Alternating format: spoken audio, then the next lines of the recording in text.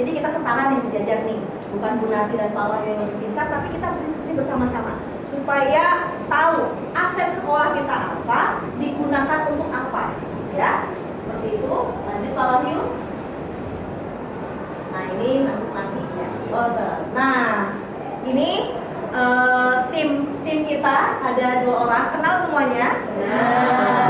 Tak kenal maka tak sayang. Jadi ceritanya Bu Narti dengan Pak Wahyu itu calon guru penggerak. Nah, ini dalam rangka memberikan pemahaman kepada kalian dan kita bersama-sama memajukan sekolah, gitu ya. Pak Wahyu siapa yang tidak kenal Pak Wahyu? Ya, seantero bahkan sampai sedunia tahu semua. Ya. Ini tujuannya, kira-kira bisa dibaca tujuannya, Nabila? Bisa.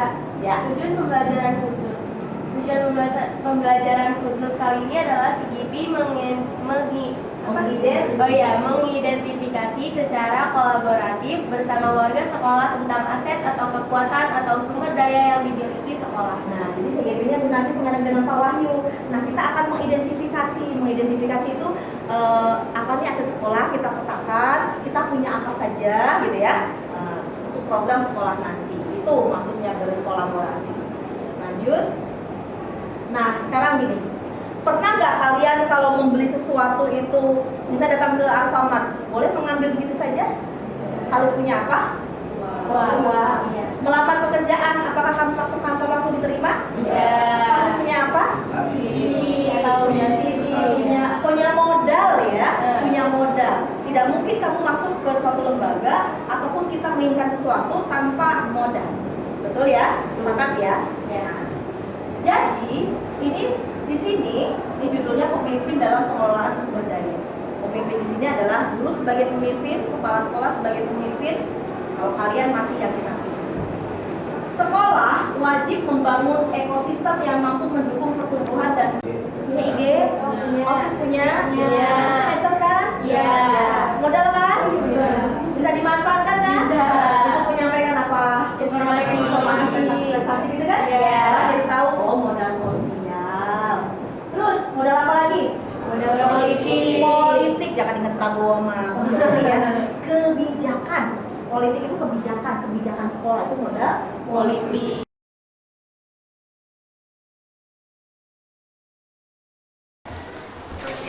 Assalamualaikum warahmatullahi wabarakatuh. Waalaikumsalam warahmatullahi wabarakatuh. Perkenalkan, kami dari kelompok 1 akan mempresentasikan laporan diskusi pemetaan modal manusia dan sosial. Sebelumnya, perkenalkan nama saya Fiozul Fatimah dari kelas 8E. Saya Disyedemici Jatmiko dari kelas 8C. Saya Oktaviusa dari kelas 8C. Di sini saya akan membacakan unsur modal manusia. Di sini ada murid. Latar belakangnya yaitu jumlah murid 630 orang, jumlah penerima KJP lebih dari 50%. Strategi pemanfaatan yang dilakukan, yang pertama, mengoptimalkan sistem pembelajaran siswa untuk meningkatkan prestasi dalam bidang akademik. Yang kedua, melibatkan siswa dalam melaksanakan program sekolah. Yang ketiga, meningkatkan kepedulian siswa terhadap lingkungan sekitar. Yang kedua, di sini ada modal sosial. Salah satunya yaitu ada OSIS MPK. Latar belakangnya sebagai wadah organisasi siswa. Strategi pemanfaatan: 1. Melibatkan OSIS dalam mensukseskan visi misi sekolah. Yang kedua, memanfaatkan kinerja OSIS dalam membantu kegiatan sekolah. Unsur modal eskul. Latar belakangnya terdapat 14 eskul di SMP Negeri 237 Jakarta. Strategi pemanfaatan: melibatkan kegiatan eskul untuk menggali potensi pada siswa. Kedua, mengoptimalkan kemampuan siswa untuk meningkatkan prestasi di bidang akademik dan non-akademik. Yang terakhir, ada medsos, web, IG, YouTube, sekolah. Latar belakangnya sebagai wadah untuk menyampaikan informasi. Strategi pemanfaatan: 1. Menggunakan IG untuk memberikan informasi. Yang kedua, mengenalkan SMP Negeri 237 Jakarta melalui YouTube agar dapat dikenal lebih luas. Sekian presentasi dari kami. Wassalamualaikum warahmatullahi wabarakatuh. Waalaikumsalam warahmatullahi wabarakatuh. Assalamualaikum warahmatullahi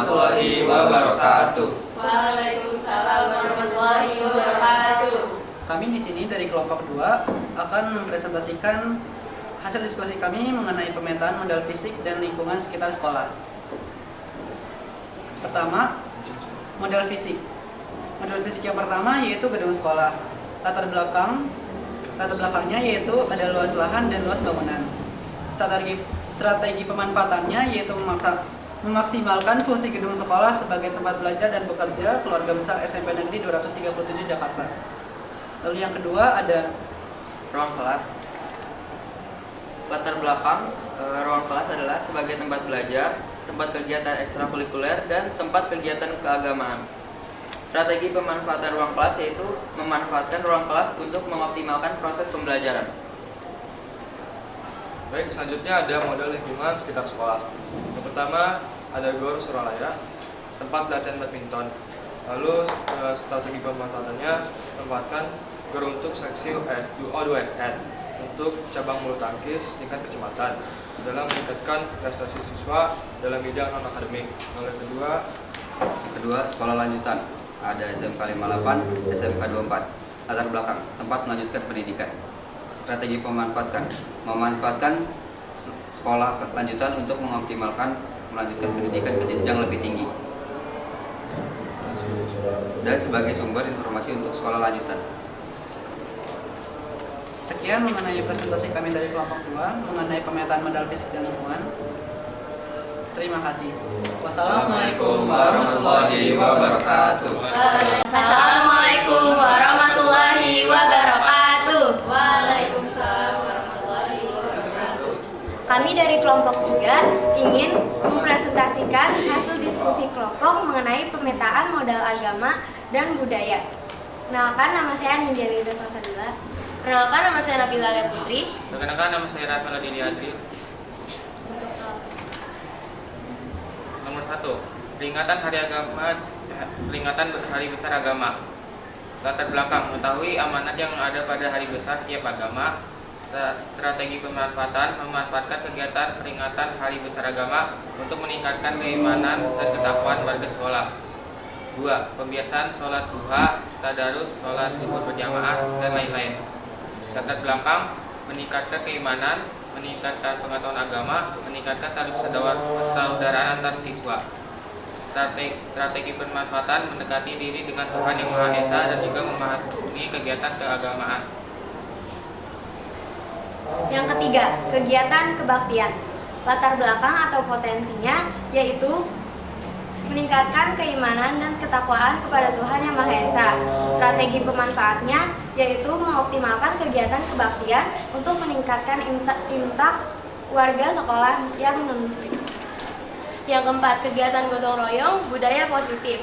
Latar belakang atau potensinya membuat silaturahmi antar warga sekolah semakin dekat dan membuat lingkungan sekolah semakin bersih dan asri.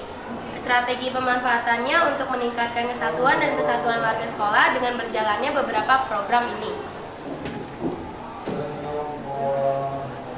Yang keempat, yang kelima ada lomba keagamaan seperti lomba tahfiz atau membaca ayat suci atau kitab. Yang kedua, lomba kaligrafi. Yang ketiga, lomba cerdas cermat. Dan yang keempat, lomba azan. Latar belakang atau potensinya yaitu sebagai wadah untuk mengasah kemampuan dan keterampilan siswa, serta sebagai wadah pengetahuan. Strategi pemanfaatannya yaitu memanfaatkan lomba-lomba keagamaan sebagai penunjang untuk mendaftar ke jenjang berikutnya.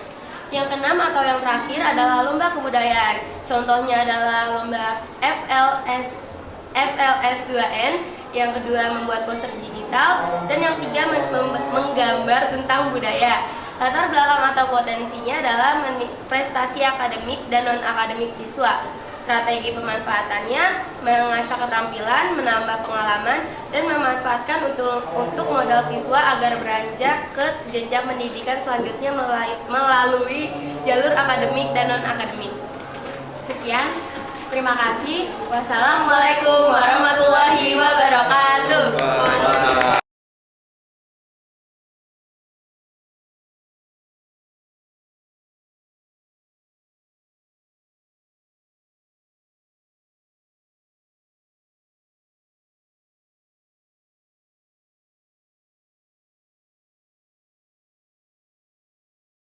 Sunarti MMPD. Yang kedua Bapak Wahyu Widiarto SPD.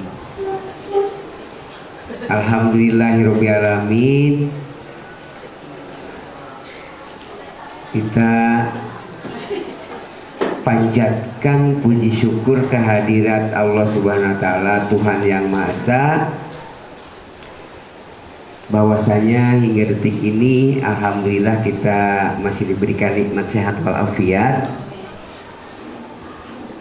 nikmat bisa silaturahmi khususnya di sekolah yang kita cintai dan kita banggakan, SMP Negeri 237 Jakarta, dalam rangka diskusi ya terkait dengan pemetaan aset sekolah dan pemanfaatannya untuk pengembangan program sekolah. Khususnya memang ini bagian dari perjalanan PGP, pendidikan guru penggerak ya. Sudah modul ketiga kalau tidak salah ya Bu Narti, udah mau selesai sebenarnya ya. Ya. Terima kasih kepada Bapak Ibu yang sudah hadir memenuhi undangan dan tentunya tepat waktu. Nah, ini menjadi budaya kita ya. Ya, tepat waktu bagian penting. Bapak Ibu, terkait dengan hal ini tentunya ya kita dukung dan mudah-mudahan bukan hanya Bu Narti nanti ya dan Pak Wahyu nanti menyusul calon guru penggerak yang lain sehingga menjadi guru penggerak. C-nya hilang, sebentar lagi C-nya hilang menjadi guru penggerak.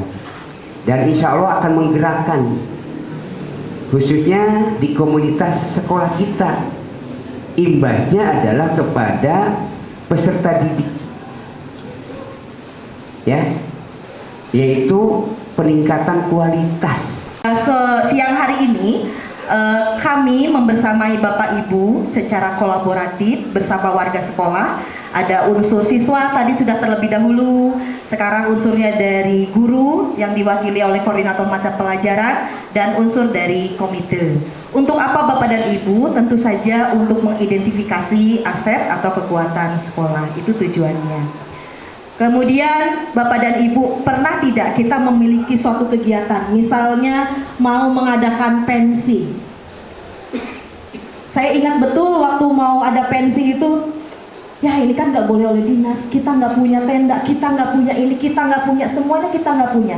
Pada akhirnya kita merasa apa? Sudahlah, nggak usah diadakan kegiatan tersebut, ribet. Betul tidak Bapak dan Ibu? Kenapa seperti itu? Karena berangkatnya dari kekurangan.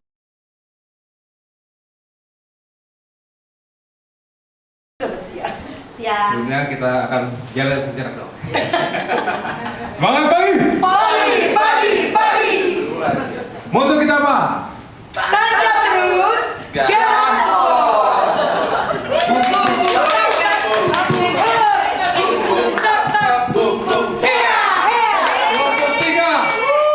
siap presentasi. Monggo. Oh, dari Pak ini dulu. Ibu ke kelas ini. Terus. Iya. Baik, saya akan membacakan modal agama dan budaya. Yang pertama adalah peringatan Hari Besar Agama, latar belakang potensi fungsi perannya, peringatan Maulid Nabi, lalu ada peringatan Isra Mi'raj, Hari Raya Kurban, strategi pemanfaatannya, memanfaatkan kegiatan peringatan Hari Besar Agama untuk 1, 2, 3. Salalalala, tereng tereng tereng. Gampang buat cantik.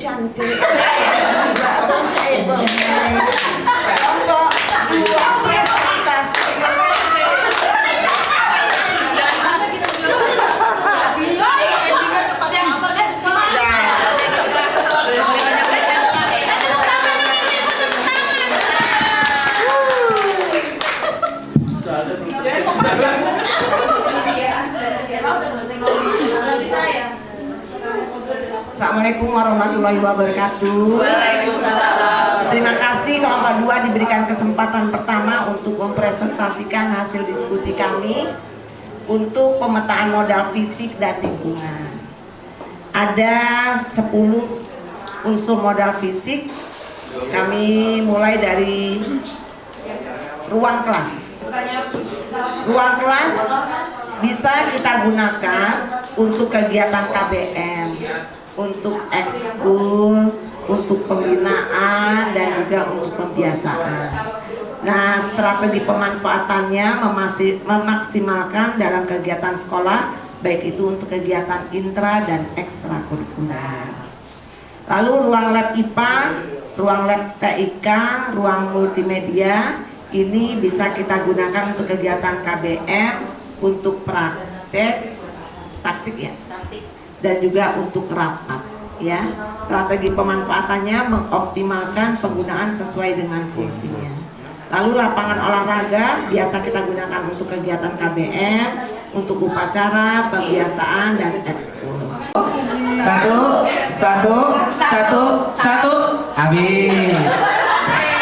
1, 2, 3, semangat. Ya, itu aja Bu. Ya, kami akan presentasi tentang diskusi kelompok kami terkait modal manusia. Yang pertama, modal manusia yang kita miliki adalah yang pertama pengawas Pak Baharudin dari Munte. Latar belakangnya, potensinya yaitu pendidikannya S2, kemudian kompeten sebagai pengawas. Untuk strategi pemanfaatannya belum kita rubah, masih sama, yaitu memaksimalkan peran pengawas dalam melaksanakan pembinaan sekolah, mengawasi proses pendidikan di sekolah binaannya, memaksimalkan peran pengawas sebagai pengarah kegiatan di sekolah. Yang kedua, untuk kepala sekolah dengan latar belakang pendidikan S2, potensinya sebagai pengajar praktik dan aktif dalam kegiatan MKKS. Untuk strategi pemanfaatannya adalah memaksimalkan peran kepala sekolah sesuai tupoksinya. Sedang yang ketiga yaitu tim manajemen sekolah yang terdiri dari pendidikan S1-nya ada 16 orang dan S2-nya ada 4 orang, mampu bekerja secara tim. Kemudian yang keempat, komite orang tua dan alumni. Latar belakang pendidikannya beragam, sangat mendukung program sekolah. Untuk strategi pemanfaatannya yaitu memaksimalkan peran tim manajemen